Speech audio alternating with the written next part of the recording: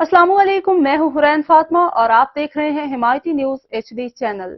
नजर डालते हैं आज की अहम खबरों पर।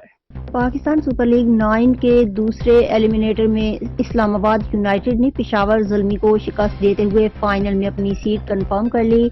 तफसीलात के मुताबिक PSL के एक और सनसनीखेज मुकाबले में इस्लामाबाद ने फतह अपने नाम करते हुए तीसरी बार इवेंट के फाइनल के लिए क्वालिफाई कर लिया। एलिमिनेटर 2 में पेशावर ज़ल्मी को 5 विकेटों से शिकस्त का सामना करना पड़ा। इस्लामाबाद यूनाइटेड ने 186 रन का हदफ 19वें ओवर में हासिल किया। PSL 9 का फाइनल मुल्तान सुल्तान्स और इस्लामाबाद यूनाइटेड के दरमियान पीर को होगा। इमाद वसीम ने 40 गेंदों पर 59 रन की मैच विनिंग इनिंग्स खेली, जबकि हैदर अली ने 29 गेंदें खेलकर शानदार 52 रन स्कोर किए।